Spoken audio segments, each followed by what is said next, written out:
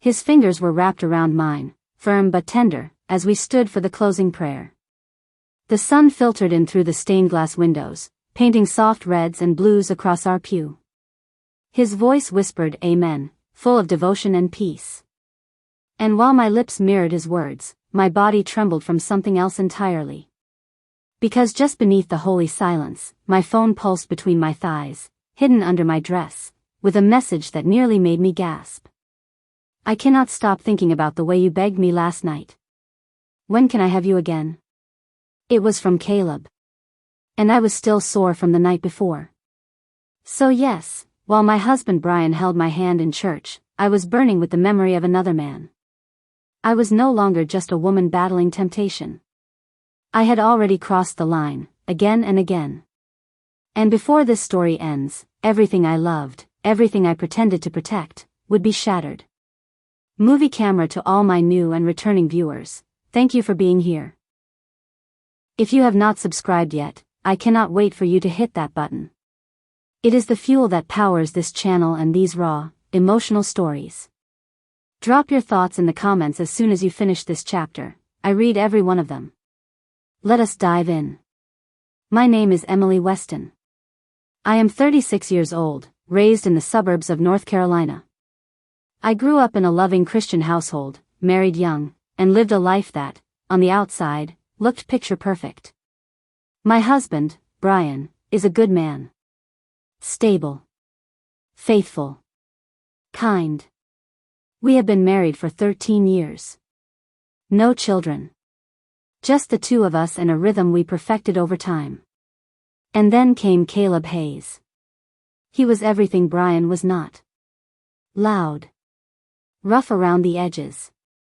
Covered in tattoos and soaked in danger. I met him 3 months ago at the gym. He was leaning against the wall near the water fountain, shirtless, glistening with sweat. His eyes scanned me like I was a meal, and I did not look away.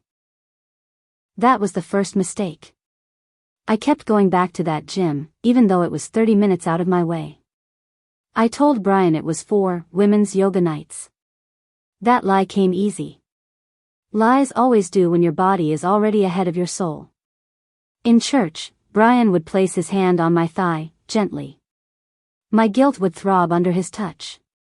But then, in Caleb's apartment, the same night sometimes, I would find myself on my knees, begging for more than just attention. He gave me things Brian never dared to ask about. The rawness. The lack of restraint. The filth I had only fantasized about. There was one night, after a midweek meeting, I told Brian I was going to drop off food to a sister in the congregation. I was not. I was bent over the arm of Caleb's couch, bruises on my hips, makeup smeared on my chest. I wore the same dress I had worn to the Kingdom Hall. I should have hated myself. But I did not. Not yet. Brian started to notice changes. I stopped reaching for his hand at night. My prayers were shorter. My phone never left my sight. I laughed too hard at nothing. "Is everything okay?" he asked me one night after the meeting. I smiled and kissed his cheek. Just tired. But I was not tired. I was consumed. Caleb started demanding more. Pictures. Videos. Risky locations. One time he messaged me while I was on stage giving a talk. He said he missed the taste of me. That message came through on my smartwatch. Brian saw the screen light up. He leaned over and squinted.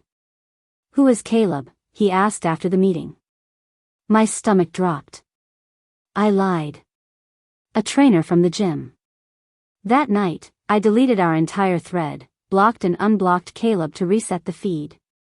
But something inside me was cracking. Because Caleb made me feel alive, and Brian made me feel safe. And suddenly, I hated how safe I had become. It was a Sunday morning. We sat in the third row, dressed like the perfect couple. Brian in his navy blazer. Me in a burgundy dress that clung too tight for modesty. My phone was tucked into my inner thigh under my tights, set to vibrate only. During the second song, it buzzed. Once. Then again. Brian leaned down to whisper something sweet. I nodded and smiled, all while clenching my legs tighter around the heat building between them. After the meeting, he reached for my purse to carry it. I panicked. My phone was inside now. I had transferred it during the final prayer. No, I got it, I snapped, too quickly. He looked at me. You okay? I nodded. But I was far from okay. What I did not know was that Caleb had taken screenshots. Photos I had sent. Messages. Audio clips. He was starting to enjoy the control. And he would not be content staying in the shadows for long. The lies were stacking. My worlds were colliding. And soon, one of them would explode. And when it did, I would lose more than just my marriage. I would lose myself. It started with an accidental brush of skin. That is how these things always begin. Quiet, subtle, almost innocent. I was wiping down a treadmill at the gym when Caleb reached across me to grab a towel. His fingers grazed mine. Our eyes locked. I did not move away. Neither did he. I have seen you here before, he said. I smiled. I come for the peace. He laughed. Then you are in the wrong place, sweetheart. There is nothing peaceful about the way you move. That night, I told Brian I was staying late at work. He kissed my forehead and asked if I wanted dinner waiting. I said no. I was not hungry for food.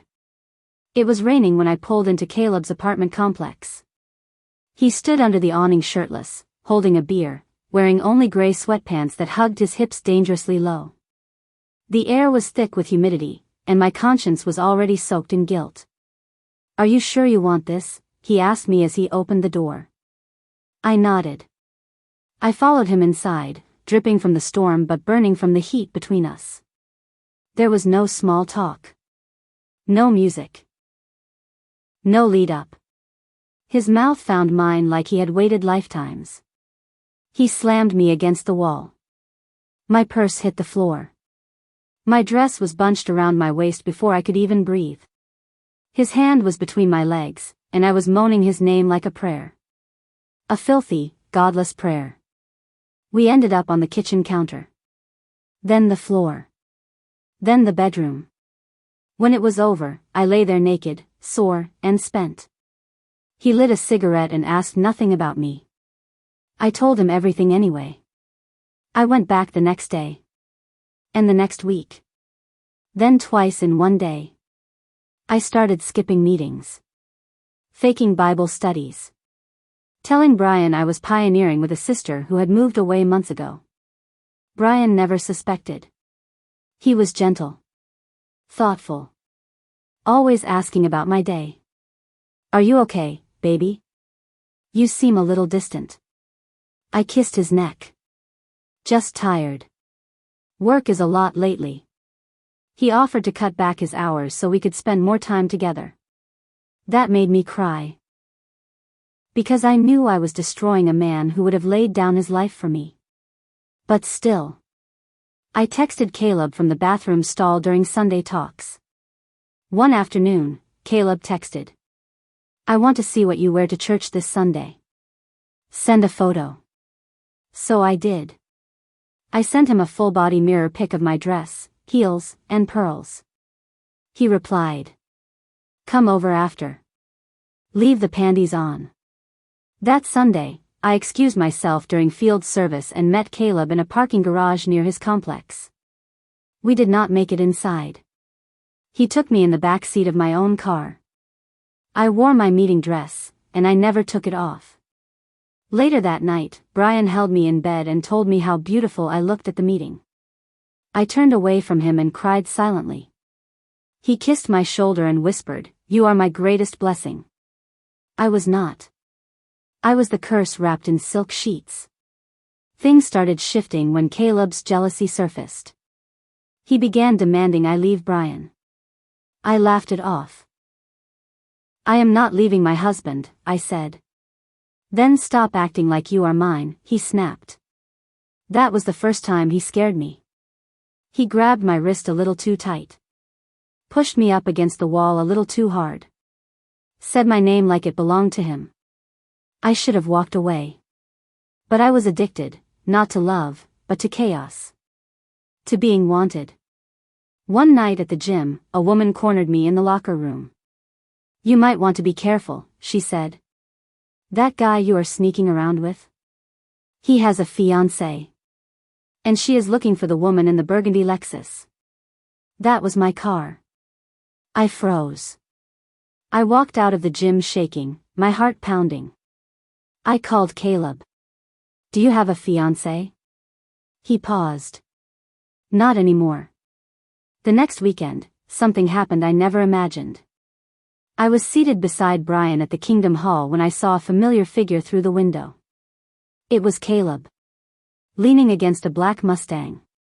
Smoking. Watching. I nearly dropped my songbook. Brian noticed my hand trembling. "Cold?" he asked.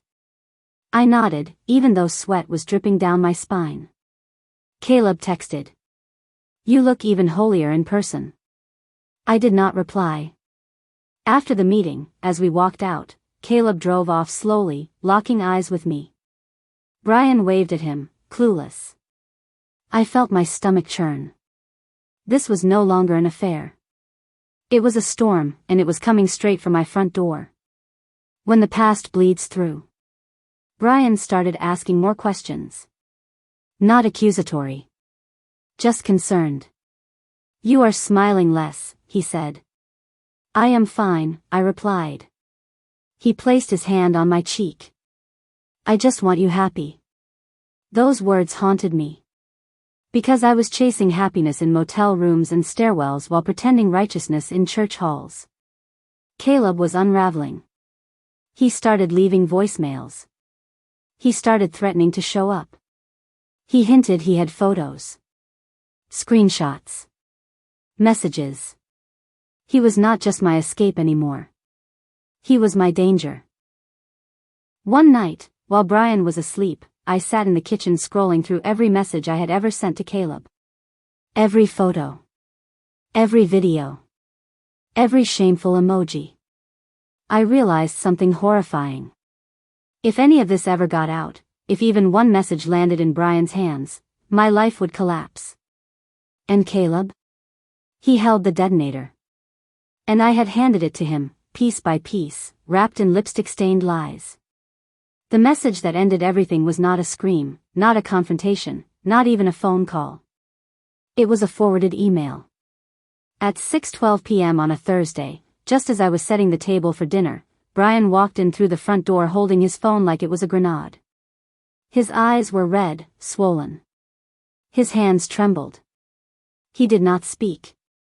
He simply placed his phone in front of me, on the table, screen glowing with betrayal. Subject: "You should know who your wife really is." Attached: 13 photos. 6 voice notes. 3 videos. I reached for it. My hands refused to work. My knees buckled beneath me, and I had to sit down. My body felt like it had been thrown into fire. Not because I was innocent. But because I had finally been exposed. Brian stood across from me. No yelling. No accusations. Just silence. And tears. So many tears. "Is this real, Emily?" I could not lie anymore. I had spent too many nights twisting reality to fit my convenience. I nodded slowly, ashamed to even speak. "Yes," I whispered. "It is all real." What followed was not a single blow-up, but a series of emotional detonations. Brian did not rage. He crumbled.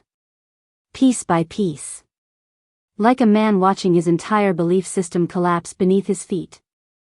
"I worshipped you," he said. "I know. I prayed for you every day. I know. I defended you. Loved you. Trusted you." I could not answer. Because nothing I said would fix the wound I had carved into his soul. That night, he slept in the guest room. He turned off his phone. He did not go to work. He did not eat. I paced the kitchen floor, terrified, while Caleb's words echoed in my head. If you leave me, I will ruin you. And he had. Not just me. But Brian too. An innocent man caught in the wreckage of my choices. 2 days later, Brian showed me another message from Caleb. You should thank me, man. I just helped you see the truth. Your wife is a liar, a slut, and mine now. You deserve better. That was the final blow. Brian packed a bag and left. No arguments. No dramatic exit. Just a note on the fridge. I do not know who you are anymore. I need space. I need God more than I need this marriage. I dropped to the floor, sobbing into my knees. I had betrayed the one man who never gave up on me. I had destroyed the sanctuary we built. And all I had left was silence and shame. When I arrived at the Kingdom Hall the next Sunday, alone, heads turned. Whispers followed. I knew the emails had circulated. Someone told someone. And now, everyone knew. Sister Marlene, always kind. Avoided eye contact. Elder Daniels shook my hand, but his face was stiff. Cold. I sat in the back, in the same seat where Brian and I once held hands. The seat still smelled like his cologne. My fingers ached from missing his. The talk was about forgiveness. I barely heard a word of it. My mind kept drifting to Brian, where he was, if he was eating, if he was praying for me still. Or if he was praying for strength to walk away for good.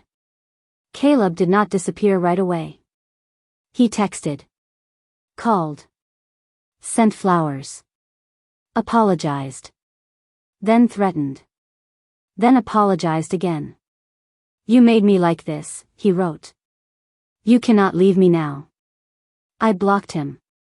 I deleted every trace of our conversations. I deleted my photos from his cloud, using an old password I remembered from the first week we met. I called his fiancée, yes, she was still in the picture, and told her everything. She cursed me out. I deserved it. Then she said something that gutted me. You were never special.